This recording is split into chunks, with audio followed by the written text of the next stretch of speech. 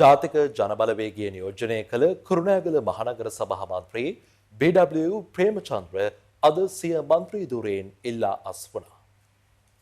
DW Premachandra Kurunegala නගරාධිපති නීතිඥ ආනන්ද සහබන්දු වෙත සිය ඉල්ලාස්වීමේ ලිපිය බාර දී තිබෙනවා. මම මේ ඉදිරිපත් කරලා තියෙන ඉල්ලාස්වීමේ ලිපිය මගේ පක්ෂයත් එක්ක තියෙන අවුලක් නිසාවක්වත් කලකිරීමක් නිසාවක්වත් පක්ෂේ නායකත්වයේ තියෙන දුර්වලකමක් නිසාවක්වත් ආණ්ඩුවේ තියෙන දුර්වලකම නිසාවක්වත් එකක් නෙමෙයි. පැහැදිලිව කියන්න ඕනේ. මේ ලියුම ප්‍රයෝජනෙට ගන්නේ යම් කණ්ඩායම් මට ඇත්තටම කනගාටුයි කියන්නේ මම ලියුම දීලා පැයක් යනකොට මේ යන මාධ්‍ය අපේ නිලධාරී මහත්තුරු කොයිතරම් කාර්යක්ෂම කියලා ඒක මට තේරුම් ගන්න. මම දුන්නේ නැත්තම් මෙතන 5 දෙනෙක් ඉන්නේ කවුද ඒක කරන්නේ? තමාගේ ඉල්ලාස්වීම සම්බන්ධයෙන් DW ප්‍රේමචන්ද්‍ර අද පස්වරුවේ මාධ්‍ය වෙත ප්‍රකාශයක්ද නිකුත් කර තිබුණා.